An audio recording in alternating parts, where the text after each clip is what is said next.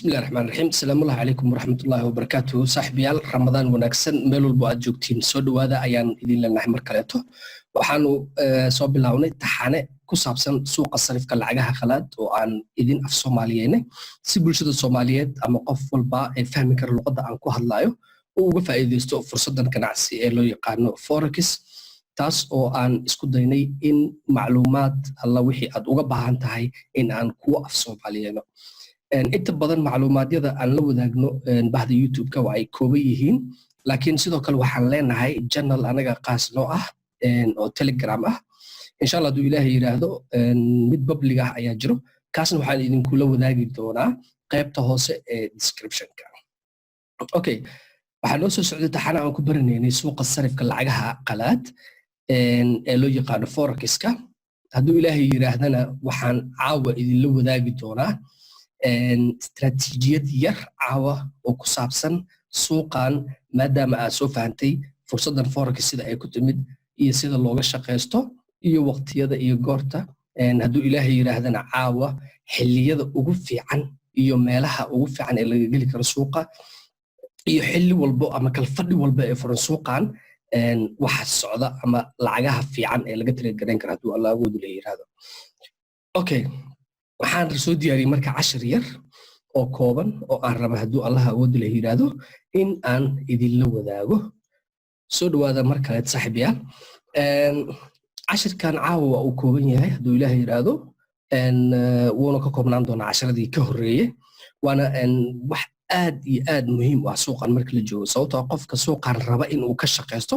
ama uu ka ganacsado waxa uu u baahan yahay in uu ogaado xiliyadan suuq laga shaqeysan karo ee ugu fiican okay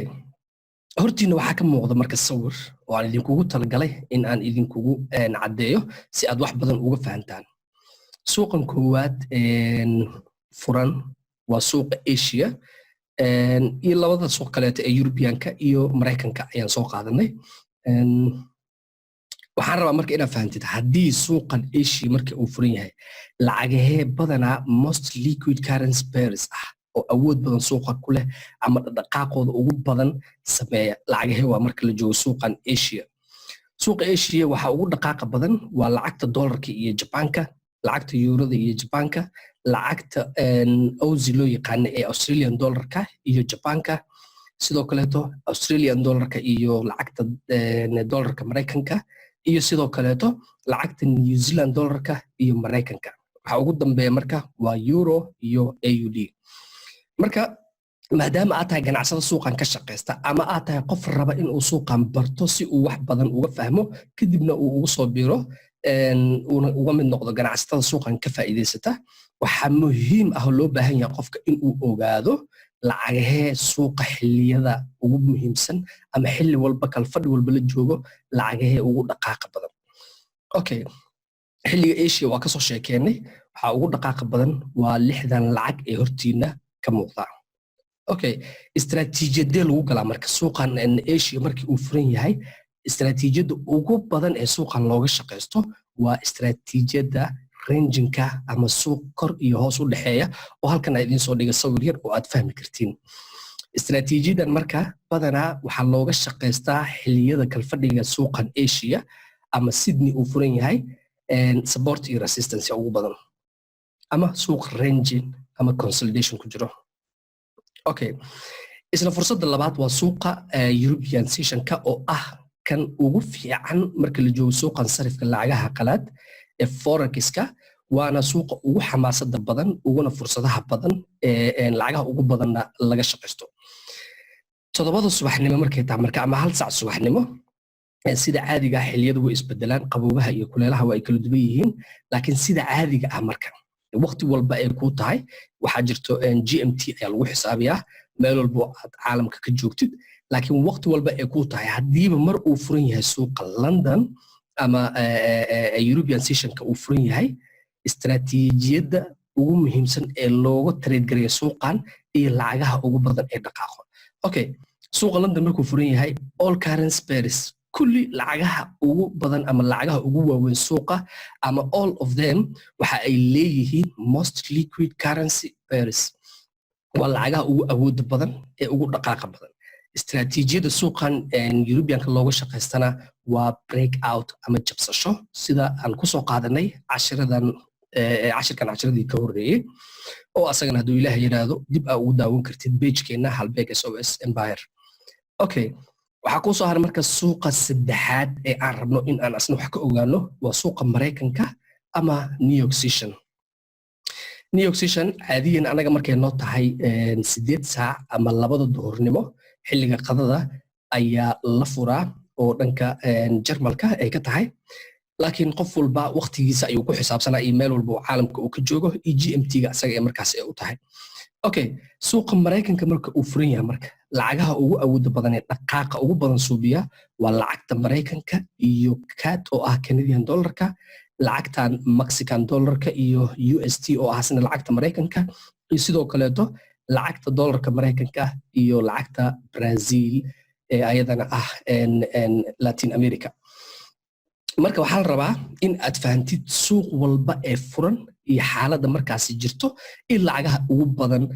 sida ay ku yimaadaan fursadaha looga faa'iideysto iyo istaraatiijiyada suuqa markaasi furan la raba in aad uga faa'iideysatid suuqan US ama Mareykanka istaraatiijiyada ugu badan ee suuqaasi looga xamaasho waa continuation oo ah sawirkan hortiina ka muuqda suuqa inuu kaco xir soo noqdo la celiyo soo noqdo la celiyo ama qaababkan u sameysmo haddii aad taqaanid Elliott Waveska ee ah mawjadaha suuqa uu sameysto ama dhaqaaqyada suuqa okay muhiimadda aan ka leenahay marka waxay tahay ama istaraatiijiyada qofka la raba in uu fahmo suuqa horta ugu muhiimsan ugu dhaqaaqa iyo ugu awoodda iyo xamaasadda badan waa suuqa European sessionka sababtan waa idin la wadaaga hadduu ilaahay yiraahdo sababta oo ah lacagaha ugu badan ee 8 lacagood ee suuqan awoodda ku leh xilliga London ama suuqa Yurub markuu uu furan yahay waxaa ka mid ah lacagta GBP oo ah Great Britain Pound ama lacagta Ingiriiska sidoo kale waxaa ka mid ah lacagta CHF loo yaqaan ee Swiss franc iyo sidoo kale lacagta Euroda waa 3 lacagood ayaa wada kulmay oo way adag tahay suuqyada kaleeto in fursadaha noocaas ay ka dhex dhacaan okay fursadda labaad ee suuqan uu leeyahay waxaa ka mid ah markii la gaaro 2 duhurnimo ama 8 duhurnimo waxaa sidoo kaleeto furmaya suuqa Mareykanka xilliyada suuqa Mareykanka oo furan yahayna waxaan ka soo sheekeynay lacagahan saddexda ah ayagan in ay dhaqaaq badan leeyihiin walow anaga aan ka trade gareynin lacagta Mexicanka iyo Brazilka laakiin waxa ugu badan aan ka trade gareynaa waa US iyo CAD oo ah lacagta Canadian dollarka okay haddii aad fahanto marka xilliyadan iyo waqtiyadan iyo lacagaha ugu dhaqaaqa badan waxaa u baahan tahay marka wax aad ku ogaatid xaaladda suuqa markaasi ku kala ifiyo ama ku kala sheega waxaan isticmaalnaa anaga app loo yaqaano currency heatwave oo ah app aad iyo aad u muhiimsan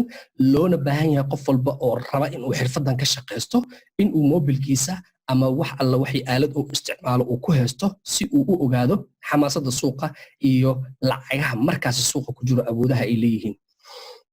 sida caadiga ah appkan waxa uu ku tusinaa ama uu ku siinaa 8 lacag ee ugu waaweyn suuqan iyo xaaladda markaasi ay ku sugan yihiin tusaalahan aan soo qaatay qaybtan dhexe ama qaybtan ugu horeysa hadaan ku bilaabo waa lacagihii ayaa hortiina ka muuqda volume-ka ayuuna hadda noo taagan yahay qaybtan dhexe volume-ka waa lacagaha ugu badan markaas lagu jiro tusaale hadda xilligan sawirkan aan qaadaye waxa ugu awooda badneed ama lacagta ugu badan lagu jiro suuqa waxay ahayd lacagta CHF Swiss franc lacagta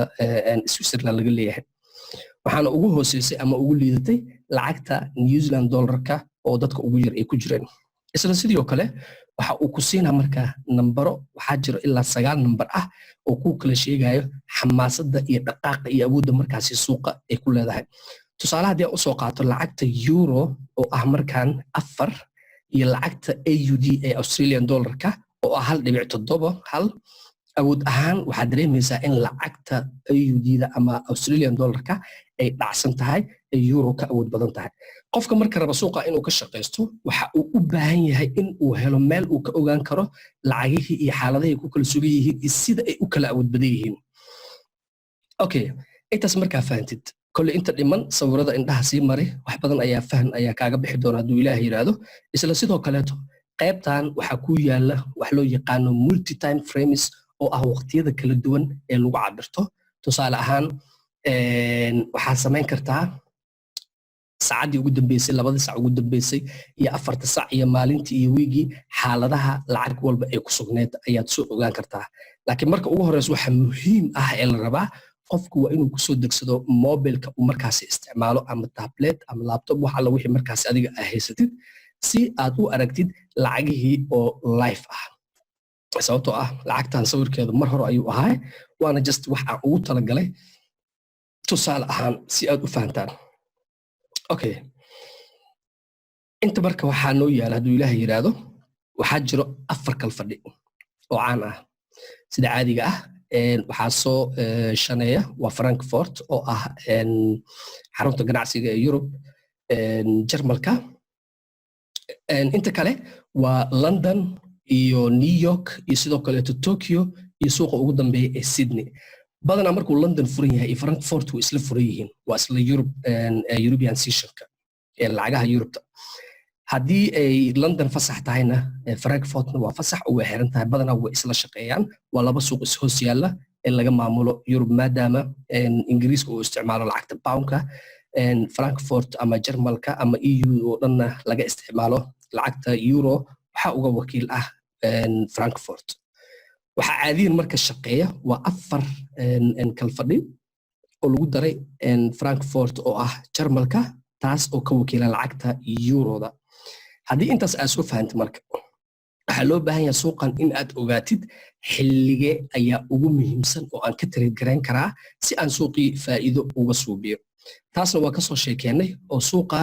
xilliyo iyo waqtiyo la galo iyo lacag la galo iyo istaraatiijiyada lagu galo ayaa jiro intaasna waxaan rajeynayaa inaad wax badan ka fahantay haddii wax kugu adkaaday ama aad fahmayso ay jiraan insha Allah nagula wadaag qaybta commentiga hoose haddii aad ka mid ahayn saaxiibada ku xiran page-keena Halbeeg SOS Empire fadlan ka mid noqo si aad u heshid casharada dambe ee aan soo dhigi doono hadduu Allah awood leh yiraahdo intaas ayaan kusoo gabagabeynayaa cashirkan iyo qaybtan hadduu ilaahayga awood leh yiraahdo intaan cashirkan xiga ku kulmi doono waxaan idinkaga tegaa sidaas nabadgelyo wassalaamu calaykum waraxmatullaahi tacaala wabarakaatuh